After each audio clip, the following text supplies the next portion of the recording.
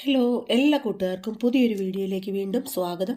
നമ്മൾ വീട്ടമ്മമാരുടെ ലൈഫ് നല്ല സ്മൂത്തായിട്ട് സ്ട്രെസ് ഒന്നും ഇല്ലാതെ പോകാനും നമ്മുടെ കുക്കിംഗ് ഫാസ്റ്റായിട്ട് തീർക്കാനും ഒക്കെ പറ്റിയിട്ടുള്ള കുറച്ച് അടിപൊളി ടിപ്സുകളാണ് ഇന്നത്തെ വീഡിയോയിൽ നമ്മൾ ഉൾപ്പെടുത്തിയിരിക്കുന്നത്. സിമ്പിളും അതുപോലെ തന്നെ നല്ല എഫക്റ്റീവുമായിട്ടുള്ള ഈ ടിപ്സുകൾ അല്ലെങ്കിൽ ഹാബിറ്റ്സ് എന്ന് വേണേൽ പറയാം. ഇത് ഫോളോ ചെയ്യാൻ തുടങ്ങിയപ്പോൾ മുതലാണ് എനിക്കും കിച്ചണിൽ നിന്ന് കുറച്ചെങ്കിലും ടൈം നമുക്ക് വേണ്ടിയൊക്കെ സ്പെൻഡ് ചെയ്യാനായിട്ട് കിട്ടിയത്. അപ്പോൾ നമ്മുടെ ഫസ്റ്റ് ഹാബിറ്റ് അല്ല ടിപ്പ് എന്ന് പറയുന്നത് നമ്മൾ മീൽ പ്ലാനിങ് റെഡിയാക്കുക എന്നുള്ളതാണ്. അപ്പോൾ നമ്മൾ 1 വീക്കിലേക്കുള്ള മീൽ പ്ലാനിങ്, അതായത് മീൽ പ്രിപ്പറേഷൻ ഒന്ന് റെഡിയാക്കി വെക്കുക. ഇത് നമ്മൾ വെറുതെ ഇങ്ങനെ എഴുതി വെക്കുന്നതല്ല, നമുക്കിത് നല്ല എഫക്റ്റീവാണ്. കാരണം സൺഡേ മുതൽ സാറ്റർഡേ വരെയുള്ള മീൽ പ്ലാനിങ് അല്ലെങ്കിൽ പ്രിപ്പറേഷൻ നമുക്ക് ചെയ്തു വെക്കാം. ഓരോ ദിവസത്തെയും പ്രിപ്പറേഷൻസ് ചിലതൊക്കെ നമുക്ക് അങ്ങോട്ടും ഇങ്ങോട്ടും മാറ്റം വരുത്താം, എങ്കിലും ഇങ്ങനെ ചെയ്തു വെക്കുന്നതുകൊണ്ട് നമുക്ക് ഒരുപാട് ഗുണമുണ്ട്. ഇനി നമ്മുടെ സെക്കൻഡ് ടിപ്പ് അല്ലെങ്കിൽ ഹാബിറ്റ് എന്ന് പറയുന്നത് ഗ്രോസറി ഷോപ്പിംഗ് തന്നെയാണ്.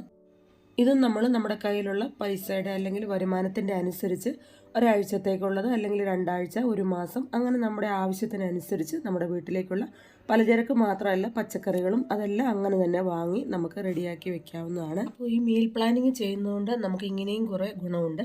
കാരണം നമ്മൾ ഒരാഴ്ചത്തേക്കുള്ള മീൽ പ്ലാനിങ് ചെയ്യുമ്പോഴത്തേക്ക് നമുക്ക് ഏകദേശം 1 ആഴ്ച 2 ആഴ്ചത്തേക്കൊക്കെയുള്ള ഗ്രോസറി ഐറ്റംസ് മാത്രമല്ല പച്ചക്കറി ഇങ്ങനെയുള്ള ഐറ്റംസ് എല്ലാം നമുക്ക് ഹെൽത്തി ആയിട്ടുള്ളതും ഒക്കെ നോക്കി, നമ്മുടെ വീട്ടിലുള്ളതും ഇല്ലാത്തതും ഒക്കെ നോക്കി നമുക്ക് വാങ്ങി വെക്കാനായിട്ട് പറ്റും.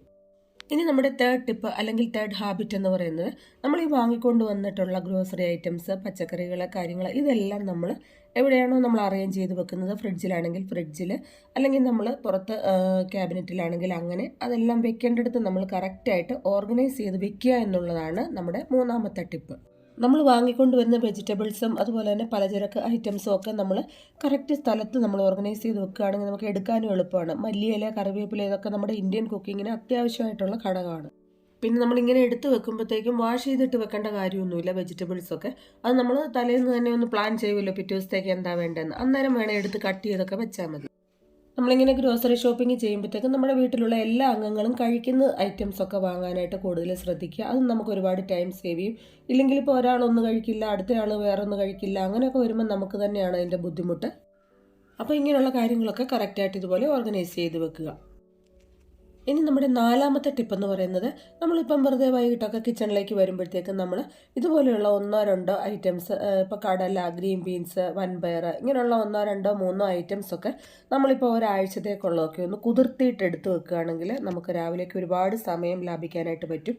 ഇങ്ങനെ കുതിർത്തിയിട്ട് നമ്മൾ പിറ്റേ ദിവസം രാവിലെ വെള്ളമൊക്കെ കളഞ്ഞിട്ട് എടുത്ത് വെക്കുകയാണെങ്കിൽ നമുക്കിപ്പോൾ ആവശ്യത്തിന്, ഇപ്പോൾ തിങ്കളാഴ്ച ഇപ്പോൾ കടലക്കറി വെച്ചു, ഇപ്പോൾ ബുധനാഴ്ചയോ വ്യാഴാഴ്ചയോ ഗ്രീൻ ബീൻസ് കറിയാണ് വെക്കുന്നതെങ്കിൽ നമുക്ക് അന്നേരം എടുത്ത് വേഗം വെള്ളത്തിലിട്ടിട്ട് കുക്കറിലേക്ക് ഇട്ട് നമുക്ക് ഇത് വേവിച്ചാൽ മാത്രം മതി. ഇതിനൊന്നും ഒരുപാട് സമയത്തിൻ്റെ ഒന്നും ആവശ്യമില്ല. നമ്മൾ വൈകിട്ടൊക്കെ കിച്ചണിലേക്ക് വരുമ്പോഴത്തേക്കും വീട്ടമ്മമാർക്ക് അറിയാമല്ലോ, പിന്നെ നമ്മൾ ഫസ്റ്റ് തന്നെ മീൽ പ്ലാനിങ് ചെയ്യുമ്പോൾ അറിയാമല്ലോ നമുക്ക് ഒരാഴ്ചത്തേക്ക് എന്തൊക്കെ ഐറ്റംസാണ് വേണ്ടതെന്ന്. അതനുസരിച്ചിട്ട് നമ്മൾ ഇതുപോലെ 2-3 ഐറ്റം ഒന്ന് സോക്ക് ചെയ്ത് വെക്കുകയാണെങ്കിൽ നമുക്ക് തന്നെയാണ് അതിൻ്റെ എളുപ്പം. മല്ലിയില, കറിവേപ്പില ഇതൊക്കെ നമ്മുടെ കുക്കിങ്ങിന് ആവശ്യമുള്ള ഒരു കാര്യം തന്നെയാണ്. അതുകൊണ്ട് നമ്മുടെ വീട്ടിൽ തന്നെ കറിവേപ്പില ഉള്ളതുകൊണ്ട് ഞാനൊരു വൈകുന്നേരമൊക്കെ ആകുമ്പോൾ തലേ ദിവസങ്ങളിൽ ഇതുപോലെ കറിവേപ്പില എടുത്തു വെക്കും. ഇതെല്ലാം നമുക്ക് കുക്കിംഗ് ഫാസ്റ്റ് ആക്കാനും നമുക്ക് രാവിലേക്ക് ഒരുപാട് ടൈം സേവ് ചെയ്യാനും പറ്റിയിട്ടുള്ള ടിപ്പുകളാണ്. ഇനി നമ്മുടെ 5-മത്തെ ടിപ്പ് എന്ന് പറയുന്നത്, നമ്മൾ തലേ ദിവസം ഒന്ന് ചെക്ക് ചെയ്യുക, എംപ്റ്റി ആയിട്ടുള്ള കണ്ടെയ്നറുകൾ, ബോട്ടിൽസ് അങ്ങനെയൊക്കെയുള്ളതൊക്കെ ഒന്ന് റീഫിൽ ചെയ്ത് വെക്കുക. എൻ്റെ കയ്യിലിപ്പോൾ ഈ ഓയിലിൻ്റെ ബോട്ടിൽ കംപ്ലീറ്റ് തീർന്നിരിക്കുകയായിരുന്നു, അത് ഞാനിതുപോലെ ഫില്ല് ചെയ്ത് വെക്കുന്നുണ്ട്.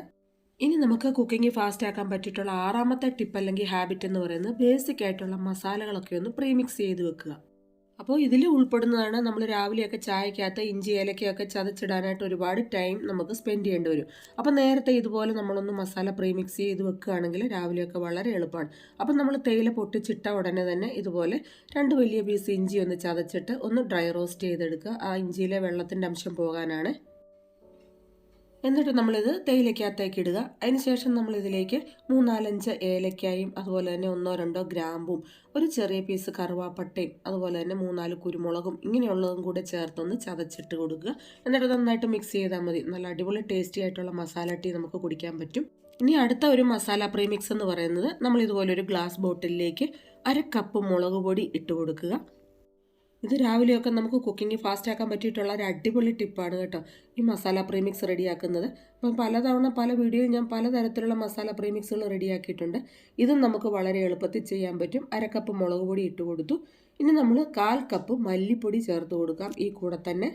നമുക്ക് കുറച്ചുകൂടി വലിയ ബോട്ടിലിൽ കുറച്ചുകൂടി അളവ് കൂടുതലെടുത്താൽ കുറച്ചുകൂടി നാൾ നമുക്ക് ഇത് ഉപയോഗിക്കാനായിട്ട് പറ്റും. ഇപ്പം ഞാൻ തൽക്കാലത്തേക്ക് ഒരാഴ്ചത്തേക്കൊക്കെ ഉള്ളതാണ് ഇത് റെഡിയാക്കുന്നത്.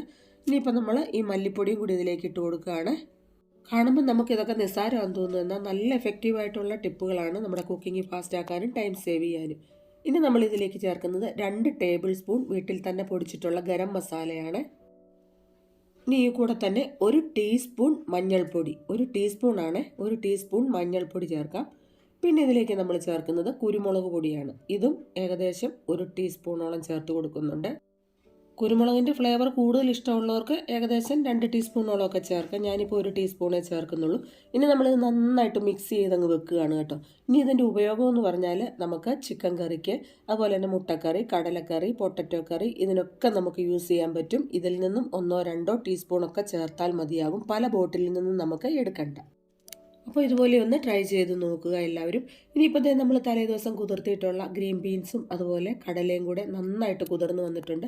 ഇനി ഇതിലെ വെള്ളമൊക്കെ ഒന്ന് ഡ്രൈ ആക്കി നമ്മൾ ഇതുപോലെ ഒരു അരിപ്പയിലേക്ക് ഇട്ട് കൊടുത്താൽ മതി. ഡ്രൈ ആക്കി എടുത്തതിന് ശേഷം 2 കണ്ടെയ്നറിലേക്ക് ആക്കി നമ്മൾ ഫ്രീസറിൽ സ്റ്റോർ ചെയ്യുകയാണ്. അപ്പോൾ നമുക്ക് ആവശ്യത്തിന് എടുത്ത് ഉപയോഗിക്കാൻ രാവിലെയൊക്കെ. ഇത് നല്ല ഹെൽപ്ഫുള്ളായിട്ടുള്ളൊരു ടിപ്പ് തന്നെയാണ്. കാരണം നമുക്കിപ്പോൾ എന്നും ഇപ്പോൾ തലേ ദിവസം വൈകിട്ട് ഇതുപോലെ വെള്ളത്തിയിട്ടൊന്നും റെഡിയാക്കേണ്ട. ഇതുപോലെ ഒരു 2-3 ഐറ്റം കുതിർത്തി വെച്ചിട്ട് നമുക്ക് ഏത് ദിവസമാണോ ഇത് ഉപയോഗിക്കുന്നത് അന്ന് രാവിലെ എടുത്ത് ഒരു 10 മിനിറ്റ് വെള്ളത്തിൽ ഇട്ടതിന് ശേഷം നമുക്ക് കുക്കറിലേക്ക് ബാക്കി ചേരുവകളും ചേർത്ത് വേവിച്ചിട്ട് നമ്മൾ കടുക് താളിച്ചാൽ മാത്രം മതിയാവും. അപ്പോൾ വീട്ടമ്മമാർ ഇങ്ങനെയൊന്നും ചെയ്ത് നോക്കിയിട്ടില്ലെങ്കിൽ ഇതുപോലെയൊക്കെ ഒന്ന് ട്രൈ ചെയ്ത് നോക്കുക. ഇനി നമ്മുടെ കുക്കിംഗ് ഫാസ്റ്റ് ആക്കാൻ പറ്റിയിട്ടുള്ള 7ാമത്തെ ടിപ്പ് എന്ന് പറയുന്നത്, നമ്മളിതുപോലെ ഒരു 3-4 എത്രയാണോ നമുക്ക് ആവശ്യം അത്രയും തക്കാളി എടുത്ത് ഇതുപോലെ കുറച്ച് വെള്ളത്തിലേക്കിട്ട് ഒരു 5 മിനിറ്റ് ഒന്ന് തിളപ്പിക്കുക. അപ്പോൾ തന്നെ ഇതിൻ്റെ ആ ഒരു സ്കിന്നൊക്കെ അങ്ങോട്ട് പൊട്ടി വരുന്നതായിട്ട് നമുക്കറിയാൻ പറ്റും. അപ്പോൾ നമുക്ക് ഫ്ലെയിം ഓഫ് ചെയ്യാം. ഇത് നമ്മൾ ടൊമാറ്റോ പ്യൂരി ഉണ്ടാക്കി ഫ്രീസ് ചെയ്യുന്ന ടിപ്പാണ്. ഇത് നമ്മൾ ചെയ്തു വെക്കുകയാണെങ്കിൽ തിരക്കുള്ള രാവിലെകളിലൊക്കെ നമുക്ക് വളരെ എളുപ്പമാണ്. കറികളിലേക്ക് ഇതിൻ്റെ 1-2 ക്യൂബൊക്കെ ഒന്ന് എടുത്ത് ചേർത്താൽ മതി. ടൊമാറ്റോ അന്നേരം രാവിലെ എടുത്ത് കട്ട് ചെയ്യേണ്ട യാതൊരു ആവശ്യമില്ല. അപ്പോൾ നമ്മൾ 4 തക്കാളി വേവിച്ചതിന് ശേഷം ഇതുപോലെ മിക്സി ജാറിലിട്ട് നന്നായിട്ട് അരച്ചെടുത്തുകൊണ്ട് വന്നിട്ടുണ്ട്. ഇനിയിപ്പോൾ ഇത് നമുക്ക് ഇതുപോലത്തെ മോൾഡുകളിലാക്കി ഫ്രീസ് ചെയ്യാനായിട്ട് വെക്കാം. 1-2 മണിക്കൂർ കഴിയുമ്പോൾ നല്ലപോലെ ഇത് സെറ്റായി കിട്ടും. ഐസ് ട്രേയിലോ ഒക്കെ നമുക്ക് ഇതുപോലെ ചെയ്ത് വെക്കാം. അല്ലെങ്കിൽ ഇതുപോലത്തെ ചെറിയ ചെറിയ കണ്ടെയ്നർ ഉണ്ടെങ്കിൽ അതിലാണെങ്കിലും നമുക്കിതുപോലെ ഫ്രീസ് ചെയ്യാൻ വെക്കാം. ഇപ്പോൾ 2 മണിക്കൂറിന് ശേഷം നന്നായിട്ട് ഇത് ഫ്രീസായി കിട്ടിയിട്ടുണ്ട്. ഇതിപ്പോൾ ഞാൻ മാറ്റുന്നില്ല, അതങ്ങനെ തന്നെ വെക്കുന്നുള്ളൂ. ഇത് നമുക്കൊന്ന് മറ്റൊരു പാത്രത്തിലേക്കൊന്ന് ആക്കി നന്നായിട്ടൊന്ന് എയർ ടൈറ്റായിട്ട് അടച്ചു വെക്കണം. അതിനുവേണ്ടി ഞാനിത് ഈ മോൾഡിൽ നിന്നും വിടുവിച്ചെടുക്കുകയാണ്. ഇങ്ങനെ നമ്മൾ ടൊമാറ്റോ പ്യൂരിയാക്കി വെക്കുകയാണെങ്കിൽ നമുക്കിതുപോലെ ചിക്കൻ കറി, മീൻ കറി, അതുപോലെ തന്നെ കടലക്കറിക്കകത്തൊക്കെ നമ്മൾ തക്കാളി ചേർക്കില്ലേ, അതിനകത്ത് തക്കാളി ചേർക്കുന്ന കറികളിലൊക്കെ നമുക്കിതിൽ നിന്ന് 1-2-3 ക്യൂബ് നമ്മൾ ചേർത്ത് കൊടുത്താൽ മാത്രം മതിയാവും. ഞാനിപ്പം ടൊമാറ്റോയുടെ പ്യൂരി മാത്രമേ ഇതുപോലെ റെഡിയാക്കി വെക്കുന്നുള്ളൂ. ഇതിന് പകരം നമുക്ക് ടൊമാറ്റോയും സവോളയും ഇഞ്ചിയും വെളുത്തുള്ളിയും ഒക്കെ ചേർത്തിട്ട് നന്നായിട്ടൊന്ന് വഴറ്റിയിട്ട് നന്നായിട്ട് തണുത്തിട്ട് ഇതുപോലെ അരച്ചിട്ട് ഇതുപോലെ നമുക്ക് ഫ്രീസ് ചെയ്ത് വെക്കുകയാണെങ്കിൽ നമുക്ക് ചിക്കൻ കറിക്കകത്തും കടലക്കറിക്കകത്തും ഒക്കെ പിന്നെ സവോള ഇഞ്ചിയൊന്നും ചേർക്കാതെ ഈ ഗ്രേവി മാത്രം ഇട്ട് വഴറ്റിയിട്ട് നമുക്ക് കറി റെഡിയാക്കാനായിട്ട് പറ്റും.